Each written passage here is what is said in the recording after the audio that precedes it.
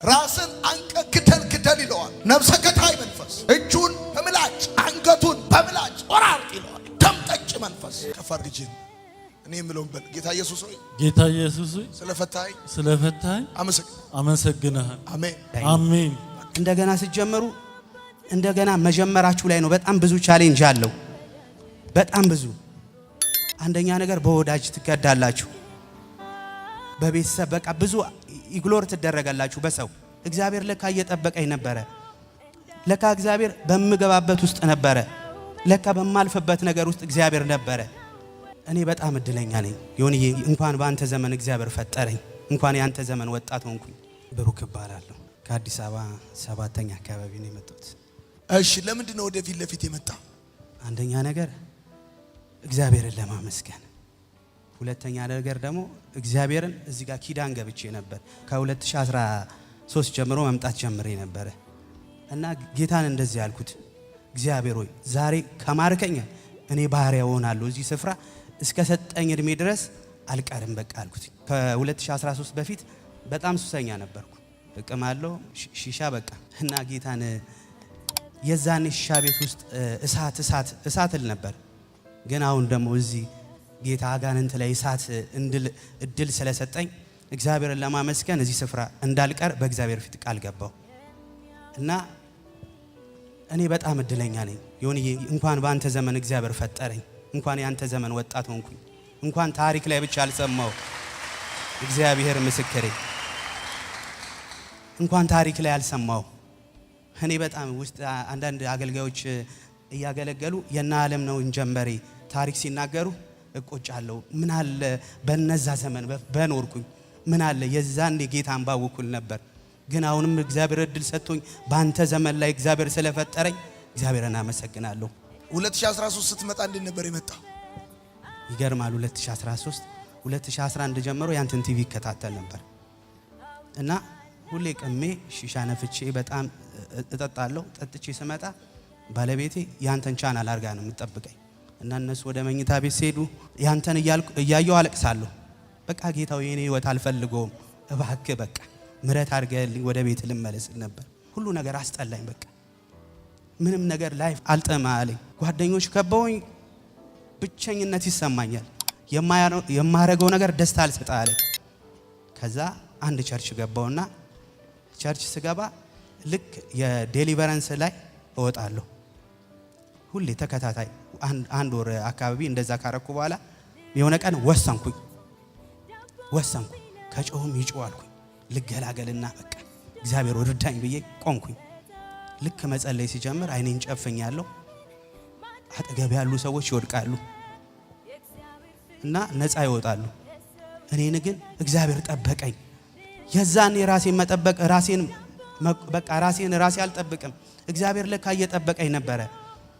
ለካ እግዚአብሔር በምገባበት ውስጥ ነበረ። ለካ በማልፈበት ነገር ውስጥ እግዚአብሔር ነበረ። እግዚአብሔር እየጠበቀኝ ነበር። ከዛ አላቅም ራሴን እንዴት እንደሆንኩ አላቅም። በጣም አለቀስኩ። ከዛ ወሰንኩ እዚህ ለመምጣት 2013 እዚህ መጣሁ። እዚህ ስመጣ እንደዚህ አልኩኝ። በቃ መጸለይ ጀመርኩ። እኔ ራሴን ለቼክአፕ ነው ባይዘው የመጣሁት።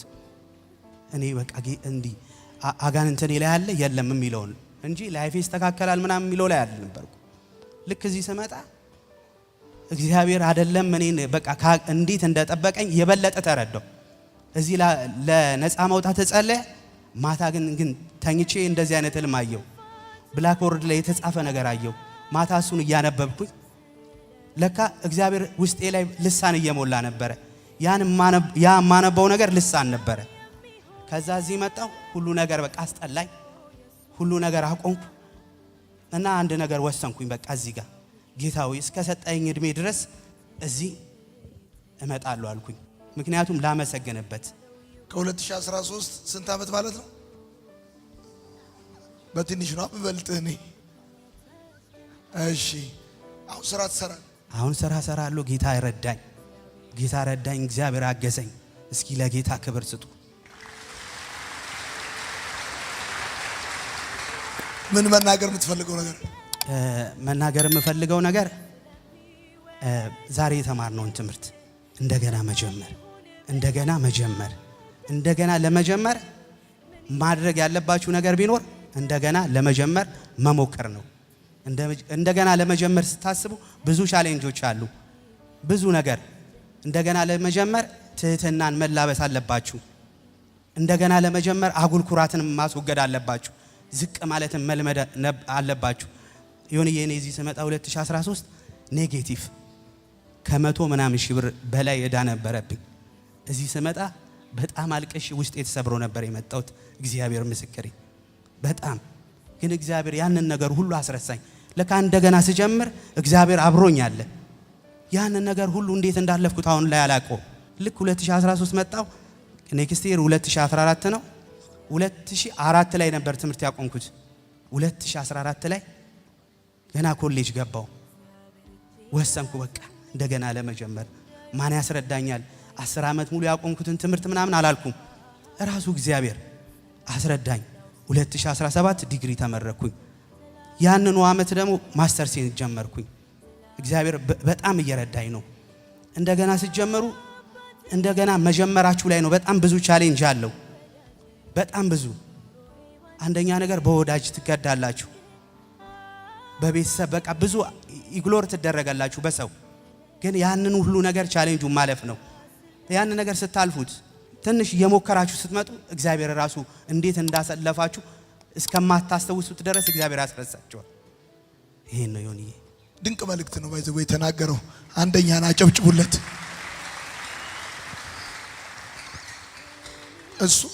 እሱ መናገሩ የእግዚአብሔር ፍቃድ ነው። ለምንድን ነው ያልኳችሁ? ይሄን እኔ የእግዚአብሔር መንፈስ ለሰዎች መልእክት ሲያመጣ የሚረዳ ሰው ነኝ። ከ10 ዓመት በኋላ ያቋረጠውን ትምህርት ቀጥሎ ዲግሪውን ተብሮ ማስተርሱን ከጀመረ በመካከል እንደገና ስለመጀመር this is the right time ሳየው ገና ስትመጣ ግቢ እንደዚህ ብዬ ሳይክ አውቀዋለሁ። ዛሬ ነው ያናገርኩት። አይ ቲንክ ወይ ሰላም ካላልኩ አውቀዋለሁ። ድጋሚ ስለመጣ አመሰግናለሁ አልኩት። ልክ እዚህ ስመጣ እንደዚህ አለችኝ ባለቤቴ። ለምን ይቅርታ አልጠየከኝም አለችኝ። አይ በቃ ይቅርታ በስራ መግለጽ እፈልጋለሁ በቃል አይደለም። ተለውጪ እግዚአብሔርን መቀበል ጌታ ኢየሱስን የግል አዳኝ ማድረግ እግዚአብሔርን በስራዬ ማሳየት ነው የፈለኩት ከቃል ይልቅ እና በጣም ይቅርታ ያው ታውቃለች። እሺ ቻው። አፈርኩበት ያውቃለው ባልኩበት የተደገምክበት ድግምት በላዛ 3 ጊዜ ጩና ቀውና ውጣ ባይ ሁለተኛ ሶስተኛ ቻው። አውቃለው ባልኩበት አሁንማ ካንተ ጋር ልስማማ ካንተ ጋር ልስማማ። ደህና ነህ? አይዞህ። ማነው ስም? ሳሚ። ከየት ከተማ መጣ? ከጨርቆስ። ጨርቆስ? የኛ ሰፈር ጨርቆስ ትላለህ። እኔ መጣ እዚህ ጋር ታውቃለህ? እዚህ መድረክ ላይ አላውቅም። የቱ ጋር ነበርክ? ይኸው እዛ ጋር። ከማን ጋር ነው የመጣው? ብቻህን? ይሄ እጅግ ምን ሆነ ነው? እስቲ ራሴን አጥፋያለሁ። ራስን አጥፋያለሁ። ራስን አንቀ ግደል ይለዋል ነፍሰ ገዳይ መንፈስ። በምንድን ነው እንዲህ የምታረገው? በሚላጭ እምላጭ። የትም ቦታ ሲሄድ ሚላጭ ይዤ ነው የምሄደው። የትም ቦታ ሲሄድ በቃ እዚህ እንደዚህ ራስን አንገቴ እንዳለ በቃ ይሁን የተቀደደ በቃ አሁን ተገላገልኩ። አሜን። ከፍ አድርግ። እኔ የምለውን በል። ጌታ ኢየሱስ ሆይ ስለፈታኝ አመሰግናለሁ። አሜን።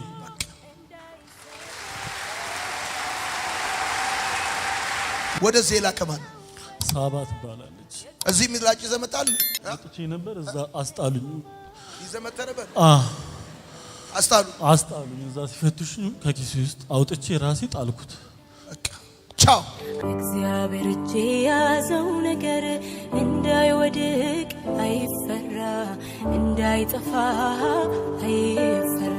አፈርኩበት ያውቃለው ባልኩበት ህይወቱን አእምሮውን በረከቱን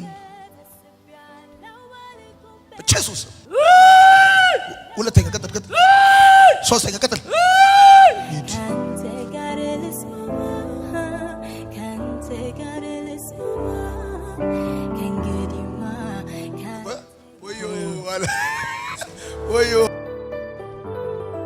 አንተ ነህ ያመጣው። ይሄ ባለፈው አመት እዚህ ጋር ነው ነፃ የወጣው። አሁን ሌላ ልጅ ይዞ መጥቷል። እንዴት እዚህ ጋር እንደመጣ ታውቃለህ? እኔ አላውቅም።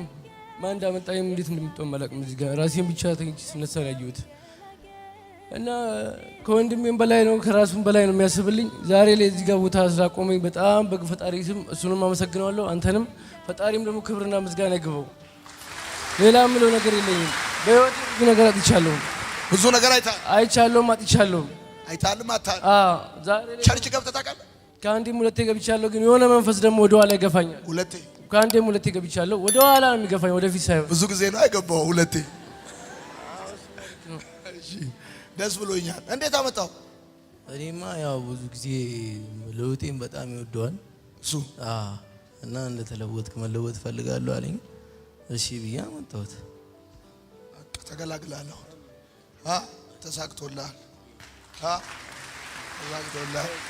እኔ ነኝ ስም ያወጣሁለት ለዚህ ሌዊ ብዬ በኢየሱስ ውጣ። ሁለተኛ የመጨረሻ ውጣ።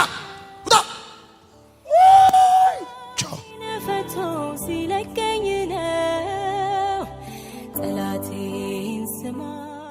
ማነው ስም? አብዮት ይባላል። ከየት ከተማ መጣ? ከክብረ መንግስት ነው። ከኛ ሀገር የአዶላ ልጅ መሆኔን ታውቃለህ? አዶላ መሆንን አውቃለሁ። ዘንባባም እንደነበርክ ነግረውኛል። ዘንባባም ነው ያደግኩት። የተወለድኩት ክብረ መንግስት ነው ያደግኩት። ዘንባባ ነው። አንተ ዘንባባን ታውቃለህ? እኔም ዘንባባ ነው ተወልጄ ያደግኩት። የሰፈር ልጅ ና። አዎ። ከማን ጋር መጣ? ብቻዬን የመጣው ሲስተር ናት የላከችኝ ወደዚህ። እንዴት እዚህ መድረክ ጋር እንደመጣ ታውቃለህ? ኧረ አላውቅም። እኔ እዛ ጋር ቅድም እዛ ጋር ነበር የተቀመጥኩት። አሁን እዚህ ጋር ራሴን ያገኘሁት። በልቻው እኔ እሱን የማውቀው በኃያልነቱ። በል አይኑን ልቀቅ፣ እጁን ልቀቅ፣ በረከቱን ልቀቅ። በል 3 ጊዜ ጩኸት ውጣ። ሁለተኛ ውጣ። ሶስተኛ ውጣ።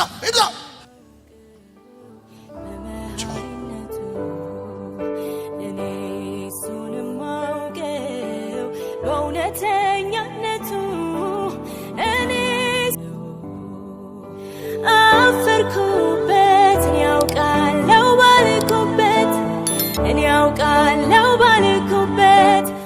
ቀጣፊ መንፈስ ልጅነቷን፣ ሴትነቷን፣ ተስፋዋን፣ የወደፊት ብርሃኗን፣ ተስፋዋን፣ እጇን፣ እግሯን፣ ሁሉ ነገሯን፣ መልኳን፣ ጸጉሯን